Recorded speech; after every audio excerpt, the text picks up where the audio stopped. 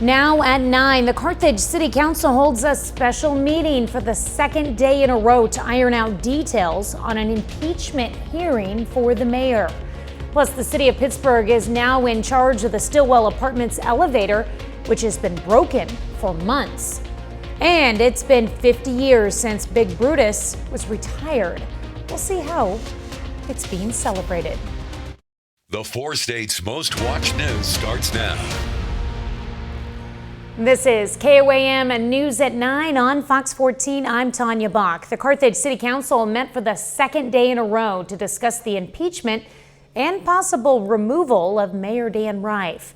Tonight's meeting started off with the council finalizing the schedule for the mayor's impeachment hearing. It will run from June 4th to the 6th. The council then passed the first reading of an emergency ordinance to remove Mayor Reif from office. That ordinance will need to pass second and third readings at a future meeting.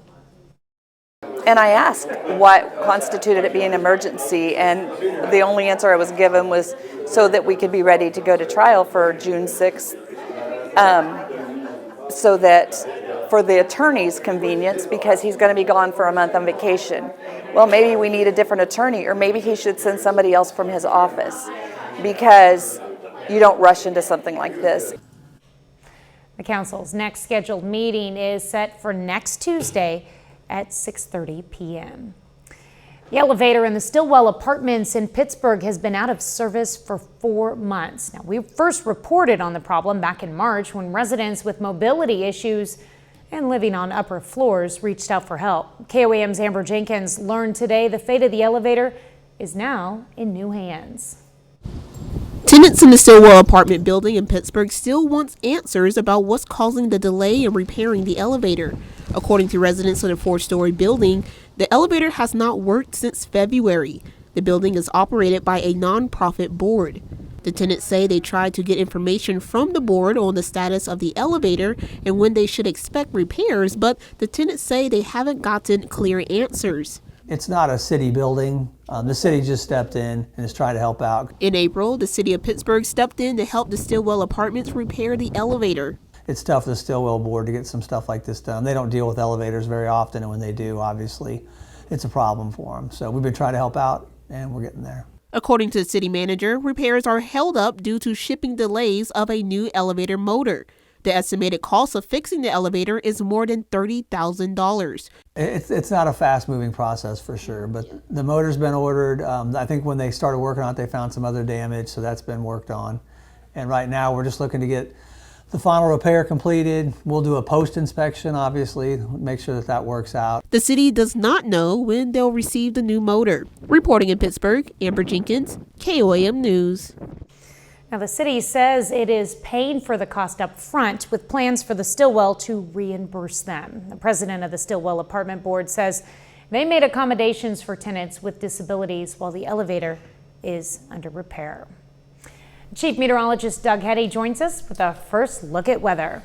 Well, of course, we had another round of severe weather during the afternoon hours, but things are pretty calm for us outside right now. Now, ahead of the storms, we made it up to 84 degrees above our average high of 78 for this time of the year. We have a front that is kind of sinking through, so upper 60s to lower 70s once you get into our southern counties. But you can see the storms pretty much working out of here. We still have a few guys kind of hanging back in southwestern parts of Missouri, but most of the severe weather from here on out is going to be kind of Springfield, Branson, points off toward the east. But again, still a few storms in our far eastern counties over the next couple hours. Scattered showers and thunderstorms pop up again, especially late morning into the early afternoon hours. We'll drop back to about 55 degrees. More severe weather in the forecast. We're going to look at that here in a bit. All right, thanks, Doug. Well, Big Brutus is celebrating its 50th retirement anniversary this year. Now, the largest electric shovel in the world offers visitors the chance to travel back in time and dig into the history of mining. KOAM's Fernanda Silva has more. The best job I've ever had. It worked with her hobby and loved every day of it. These are some of the miners who worked at Big Brothers more than half a century ago. Their passion for their former workplace and co-workers, who they call family, is clear. Every day you come to work, there was something different. Once Big Brothers retired, they wanted to make sure new generations could enjoy the entertaining space. There was a lot of interest in it, and people would come, tourists. There was always a lot of interest, even when we were operating. And the tourists would come and look at it, and you can climb all around it and everything. I want to see it build up and keep it going so my kids, their grandkids, great-grandkids can say, my granddad worked there, my grandpa did this. And I'll be dead and gone, but they'll be talking about it. For those who have never been at Big Brutus, just a quick reference to show you how big this machine is. I am a little bit over 5 foot tall, and this is how big it looks next to me. The museum is also a place for retired miners to excavate into their memories. You had all the weather to contend with. If it was a nice summer night, it was great, but if it was raining or snowing, it didn't matter. That machine had to keep moving. It was a lot of responsibility for one thing, and I really enjoy moving dirt. I like playing in the dirt. A feeling that never gets old. In West Mineral, Fernanda Silva, KOEM News. Big Brutus Annual Fest will happen on June 1st from 11 a.m. to 7 p.m. Train lovers got a glimpse at history today as the Empress 2816 steam locomotive rolled through our area for its final Spike Steam Tour. The Empress stopped briefly in Pittsburgh to change crews. It's traveling down from Kansas City and will be en route to Shreveport, Louisiana. If you missed it today, the Empress is scheduled to travel from Hefner, Oklahoma, back to Kansas City on June 16th. Pretty cool. Arvest Bank is once again trying to raise money to fund 1 million meals for local residents in need. The campaign is nearly over. It runs through the end of May. Donations to the campaign benefit 85 community food partners in Missouri, Kansas, Oklahoma, and Arkansas. Locally, those partners include Bright Futures in Joplin, Carl Junction and Carthage, the Good Samaritan Shop in Lamar, the Monette Community Kitchen, and the Newton County Food Basket Brigade. So food banks report that in the summer times they have more of a greater need and there's less donations. And so we typically do the campaign in April and May. We ask our customers for donations and kind of collect as much as we can throughout our campaign. Officials say every dollar raised provides 5 meals for hungry families. Jake's Fireworks in Pittsburgh served as our latest stop on the Great American Flag Swap today. People could bring in their old tattered flags and replace them with brand new ones, courtesy of KOAM and Fox 14. The old flags will receive a proper disposal. The event always serves as a way to give something to the community and support veterans.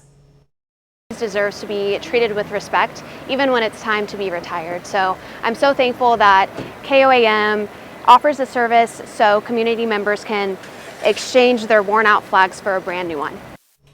Our next stop on the Great American Flag Swap will be at Arvest Bank on 32nd Street in Joplin on July 2nd. Coming up, the signs of skin cancer are not as quickly noticed on people with darker skin. We'll have tips on how to spot it.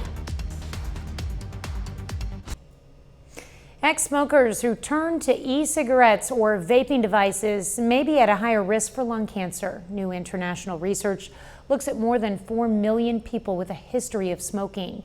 Former smokers who had quit for 5 years or more and used e-cigarettes were at a greater risk of lung cancer-related death than ex-smokers who had not used e-cigarettes. Those who had quit for less time and vaped had a higher risk of both lung cancer and dying from it.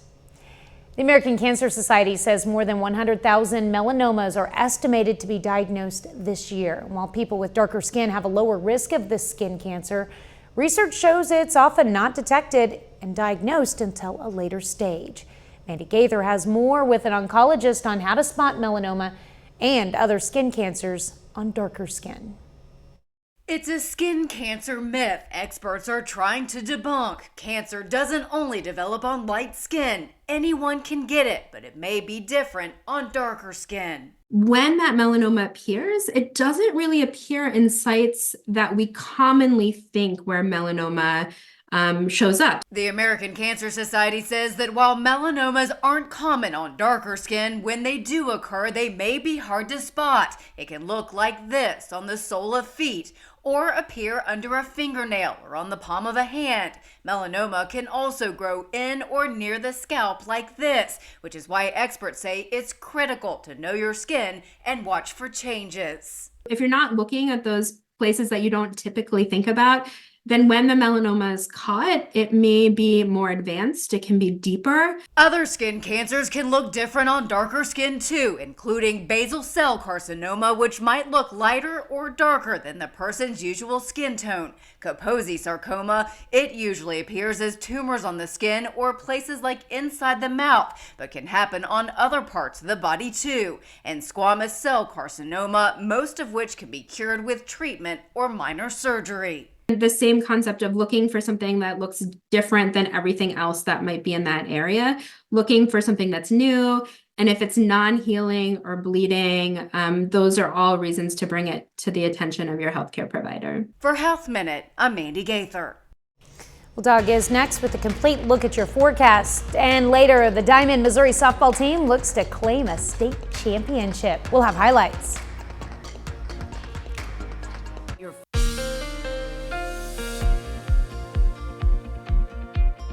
Well, of course, another day of severe weather across the region. Overall, though, we were pretty lucky. They kind of pushed on through fairly fast. We didn't have a lot of warnings. We had several warnings, but overall, pretty good day. Just showers and thunderstorms and low-grade severe. Nice shot of our Cornell Arts and Entertainment Complex tower cam. Of course, downtown Joplin looking northeast through downtown. Temperatures upper 60s to lower 70s right now. We can go outside. Here's 7th and Range Line. It's amazing. It's not even pitch dark yet after 9 o'clock. As we approach here in about a month is the longest day of the year, meaning daylight. 71 northwesterly winds at about 10 miles per hour. Look at these storms racing east across central parts of Missouri. Really, the metro just had one good thunderstorm that rolled through, and that was about it. We did have several severe thunderstorm warnings. We have one funnel cloud in Barton County. Now a couple little showers east of Carthage, just to the north of Mount Vernon. Besides that, most of the action from Wisconsin down through Illinois, and then also parts of Arkansas. Here's our next little wave. This is going to rotate through tomorrow, giving us showers and thunderstorms. Not really much of a severe threat, as it's mainly going to stay to our south. And then right behind it is the next wave, which will affect us by Thursday night. So it's going to be a very active week. So if we look at our hot spots tomorrow, severe threat, bigger threat down near Little Rock, very low threat in our southern counties. So I'm not really worried about tomorrow, but we are going to get some thunderstorms. As we go into Thursday, severe threat pushes back in, and this is going to be mainly late Thursday into Thursday night. Now we're going to jump ahead to Saturday. We have severe weather across Kansas and Oklahoma that will spread in by the time we head into Saturday night. So kind of an active week. All right, let's go through time. We're going to stop tomorrow morning, upper 50s. As we go through the morning, some scattered showers trying to push through, random thunderstorm. Then once we get into the afternoon hours, a few thunderstorms will pop up, and some of those could be a little bit stronger. But again, I think most of the severe weather will stay down across parts of Arkansas. These shoot through. We're into the mid 70s during the afternoon. Tomorrow night's going to be fine. And then as we go into Thursday, we're going to warm up. We'll start to get some clouds during the afternoon, most of us near 80. And then thunderstorms will build out across central Kansas and then start to spread in Thursday night. And again, some of those could be strong to severe, so we'll have to keep our eyes on that as well. Day planner for you tomorrow. 59 to start, 67 by noon with those scattered thunderstorms. High temp of 73 during the afternoon. Thunderstorms late Thursday into Thursday night into Friday morning. And then thunderstorms late Saturday night into Sunday. And then again as we head into Monday as well. So a lot to watch over the next 4 or 5 days. Much calmer week for us next week. I'm looking forward to that. You know, we were supposed to have April showers leading into May flowers. My flowers bloomed in April and then blew away in the storms in May. Yeah, we had severe thunderstorms March, April, and May. So. Yeah. All right, thanks, Doug.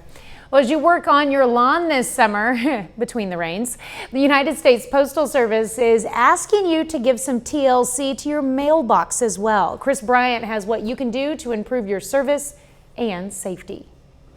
Mailbox Improvement Week is exactly what it sounds like. The United States Postal Service is asking their customers to make sure that their mailboxes are within the right height and distance from the curb when it comes to curbside delivery. Kind of makes the neighborhood look good. Everybody takes pride kind of outdoing each other on stuff like that. The request is simple. We're going to be driving on the right side of the road. So put those numbers on that side of the mailbox so we can recognize what address we're coming to. Throughout the week, taking time to make sure your mailbox or path to your mailbox is in prime condition can be a benefit to the Postal Service, but also first responders. If the house was clearly marked with, the large number so we could see that, that gets us there, it gets the fire department there, it gets the EMS and medical staff there, as fast as we can.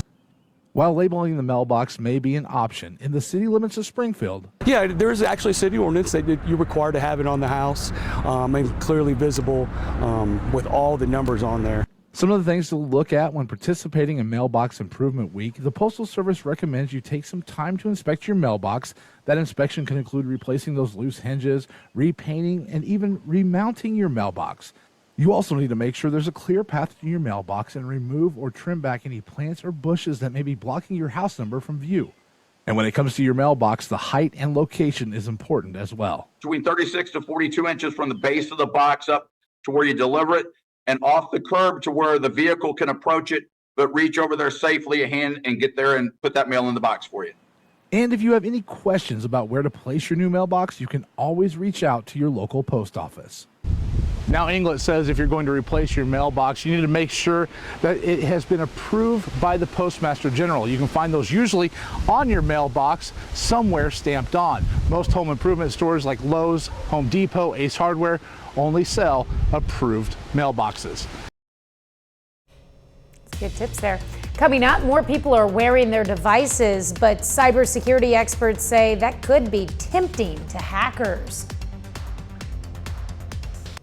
Pedigree is recalling hundreds of bags of dog food across 4 states. The brand's parent company, Mars Pet Care, issued the voluntary recall because loose metal pieces may be in the bags. The impacted products include the 44-pound bags of Pedigree Adult Complete Nutrition grilled steak and vegetable flavor dry dog food. There have been no reports of pet injury or illness. The bags were sold at Walmarts in Arkansas, Oklahoma, Louisiana, and Texas. The Environmental Protection Agency is warning of a cybersecurity threat to public water systems. The agency says 70% of the water utilities it inspected do not meet the standards from the Safe Drinking Water Act to prevent attacks. And some of the issues include outdated passwords and easily compromised login information. EPA and national security officials say letters have been sent to governors across the U.S. about the threats. Wearable device technology has been rapidly evolving, but while these gadgets can come with benefits to help people accomplish their health goals, Fox News' Ted Linder takes a closer look at why cybersecurity experts warn these devices could be tempting to hackers.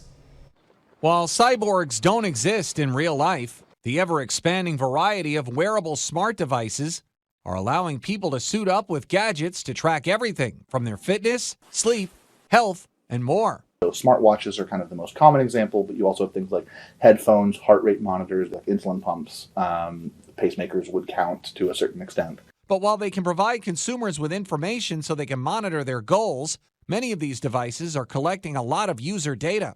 It's something computer information experts warn can create vulnerabilities for cyber attacks. The more data it's capable of collecting, the more dangerous it is from a security perspective, because it's more tempting to attack that device. But you also should be aware of things like how much control that device has over your phone and over other data. This type of data can reveal stats about people's medical conditions and lifestyle habits. But if your smartwatch, for instance, is synced to a credit card, hackers could also get access to your payment information. As we move forward, the level of protection for this data, the level of protection for these devices needs to go up pretty significantly, and that's a very, very challenging thing to do. Besides calling for companies behind the products to bolster security measures, Charles Walter of the University of Mississippi recommends shoppers stick to devices from reputable brands who've had years to devise more advanced security settings. Brand new devices just come to market from a company you've never heard of that have no potentially FCC certifications, have no kind of direct connections. Those tend to be a lot less security conscious. Ted Lindner, Fox News.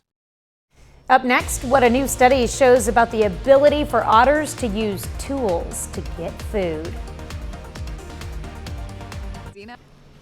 Sea otters are using tools to go after new forms of prey when they can't find their favorite types of food. That's according to a study published in the journal Science. It looked at the use of tools like rocks and glass bottles and how it affected otters' health and nutrition. Researchers found when otters face more competition for their favorite foods, they often use tools to pry open the shells of harder and larger prey that they otherwise would not be able to eat. Smart. 30 more minutes of news, weather, and sports is coming your way. President Biden announces a milestone for a federal program aiming to increase benefits for veterans exposed to toxic chemicals.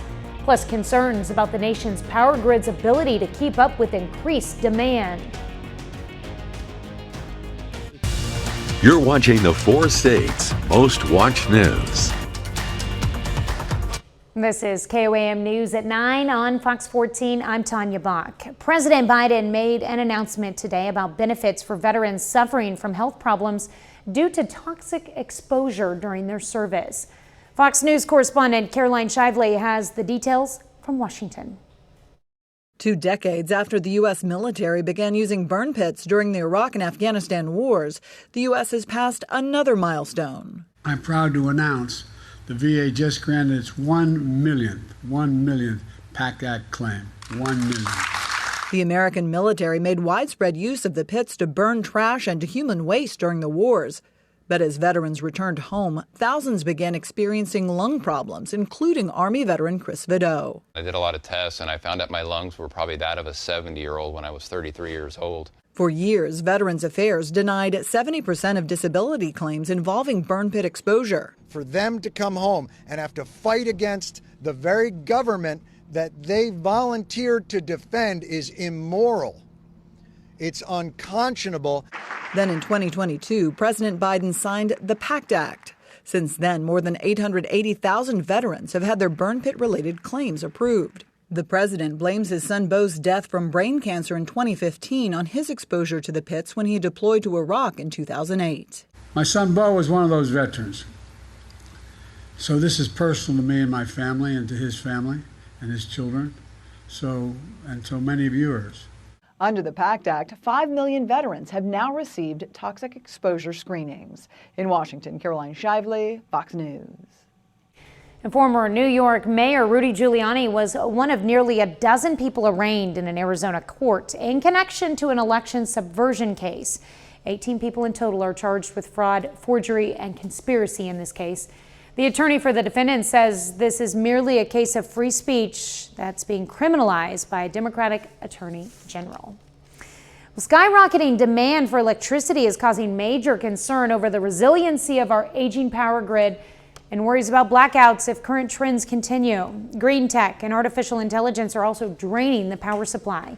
Fox News correspondent Rebecca Castor reports from Washington, where lawmakers grilled energy stakeholders on how they plan to keep the nation's lights on. A boom in artificial intelligence, electric vehicles, and data mining is putting parts of the country at risk of going dark. They all need electricity and more of it than ever before, which is putting a massive strain on the nation's aging power grid. We can't be open for business if we can't keep the lights on. That's what lawmakers are trying to prevent as they heard from energy giants on Capitol Hill Tuesday. The head of one of the country's largest power companies warns renewable energy alone will not be enough. I love seeing renewables on the grid, but you cannot substitute 24/7 dispatchable generation. We absolutely need to hang on to what we have. Take data centers, for example. They're popping up across the country to support the ever-growing tech industry, which renewables like solar and wind energy can offer. The president's opposition to coal, to natural gas, and to even hydropower, the fuels that generate 65% of our electricity, is a white flag. A white flag or surrender to China, that is, as some lawmakers say we need a stable energy supply to compete and win the AI battle. Whoever secures affordable and reliable electric power, China or America, will have a big head start in the race for artificial intelligence. And right now, America is not positioned well. This important discussion on Capitol Hill comes as energy regulators are also warning about the increasing threat of cyber attacks on the grid, which could put large swaths of the country in the dark. In Washington, Rebecca Castor, Fox News. A bit later, camping in style. If you love nature but don't want to pitch your own tent and maybe want a shower, glamping could be for you. I'm Lauren Simonetti in Big India, New York, and I'm going to tell you all about my first glamping experience coming up.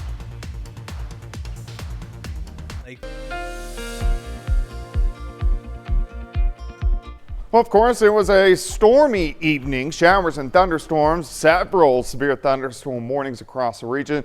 Blew right on through and we looked pretty good from this point on. Nice shot of our Cornell Arts and Entertainment Complex tower cam looking northeast right through downtown. All right, temperatures right now, upper 60s to lower 70s, so it feels pretty good. We can go outside here 7th and range line. Sitting at 71, northwest winds at about 10 miles per hour. Look at these storms track right on through. They exploded just to the west of the metro. Now pretty much gone.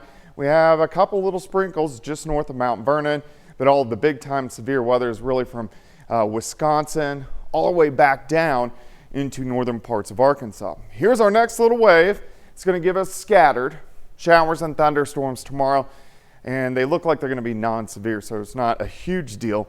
Right behind it, we have a stronger system. That system will start to affect us by Thursday night. So here's our hot spots. We're going into Wednesday, really from Joplin south, but most of the severe weather stays to our south. As we go into Thursday, severe weather rolls in during the evening and the overnight hours. We're going to jump to Saturday, another hot spot, Wichita, Oklahoma City to Joplin, with strong to severe thunderstorms once again by Saturday evening. All right, let's go through time for you tonight.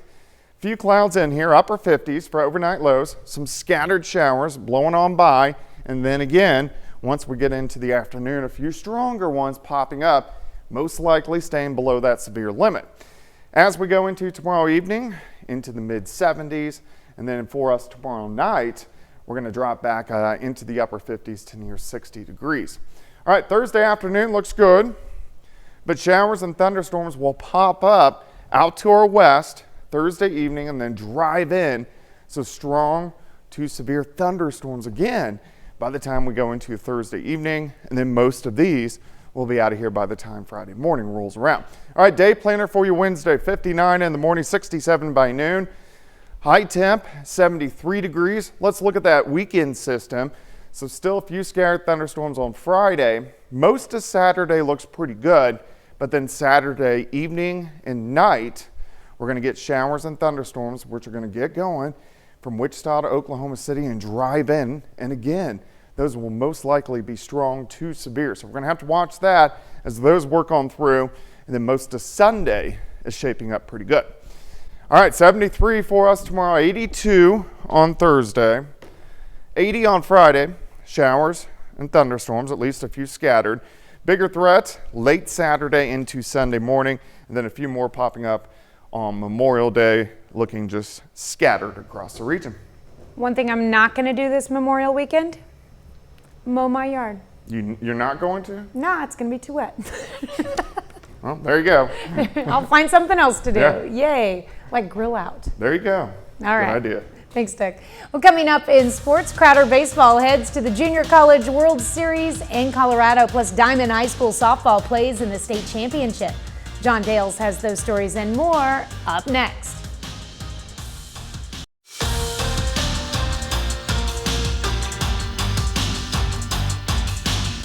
We are in the final day of the high school softball season in Missouri, and one of our local schools is still standing. Class 2 state championship game in Springfield. Diamond faces Kennett, The Wildcats lead 3-0 early, but the Indians answer back. Bottom of the fourth, Handley McAtee hits the single into the center field. Then, biggest hit of the game to this point, Hadley Wilson hits a triple down the line and right. Kennett scores 4 in the fourth and takes a 5-3 lead. Wildcats down to their final 2 outs, down 1 in the seventh, but Taylon Reeder keeps the season alive, hits a single into center. That scores Grace Frazier. We're tied at 5. We go to the bottom half of the inning. Kennett gets a runner on first, tries to steal second, but Frazier fires a strike down to second to get the out. We're going to extra innings. Now in the top of the 8th, Caitlin Surrey at the plate with 2 runners on. She gets a base hit into left field. 1 run will score, and another run will score as well. Ball gets away. Surrey, she's going to score on top of that. The Wildcats take an 8-5 lead. We go ahead to the bottom half of the inning. 2 outs, bottom of the 8th, Surrey on the mound, and she gets the strikeout to end it. Wildcats score 5 runs in the final 2 innings of the game. They come from behind and win the Class II state championship 8-5 over Kennett. And I just try to keep encouraging those girls, and that's just a team that buys in and they don't give up, and they're going to play their heart out until the last pitch. Our team has a lot of grit. You know, we've tried to put ourselves in situations in practice to be able to try to work through this stuff. Like, we have a punishment if we don't do this thing. So it's just kind of working through, you know, tough times on the field. Over to Missouri High School baseball, Nevada keeps its season alive. Tigers beat Aurora 7-3 in a sectional playoff this afternoon. They move on to the Class 4 quarterfinals. That's this Thursday, and they face Blair Oaks. Lamar, meanwhile, not quite as fortunate. Tigers fall to Forsyth 11-4 in their sectional game today. Lamar finishes the season with a 13-10 record with a district championship. Well, for the 5th time in program history, Crowder College baseball is heading to the Junior College World Series. This morning, the Rough Riders leave Neosho and begin their journey to Grand Junction, Colorado, where the 2024 Junior College World Series takes place. Crowder has won 7 games in a row, most recently sweeping Seminole State in the district championship this weekend. Head coach Travis Lalleman says the Rough Riders just need to keep doing what's got them this far. Same formula we've had. You know, I think we got to get 15 outs out of our starters and then be able to turn it into the bullpen. Offensively, it is what it is. You know, it's a tough lineup to navigate. So if we can do what we've been doing offensively and we can score early. Crowder's first game in the Junior College World Series is this Sunday. Back to Diamond softball, though. Wow, what a win! game. Crazy win. Talking to the players afterwards, just the belief that they held the entire way, unwavering, even down to their final 2 outs in the 7th inning. They really believed they were going to win the state championship, and they did. Do they have quite a few seniors on their team? Only a few, actually. So in talking to Coach Parrish, she also said, we're going to enjoy it now. Back by Wednesday, we're back on the practice field getting ready for next year. There you go. All right, we're back with more news after this. Camping in comfort, or glamping, is taking off this summer. Fox Business correspondent Lauren Simonetti is in the Catskills in New York with more. I went glamping, which is glamorous camping. You get the true rural experience with access to a really good wine list and other amenities like air conditioning and a bed. It's pretty awesome. This has increased in popularity for travelers looking to get away, to escape their daily experience, their daily life and technology, and focus inward. There are saunas here, including infrared saunas, yoga classes, candle making classes. You can go foraging and actually pick berries and eat what you pick.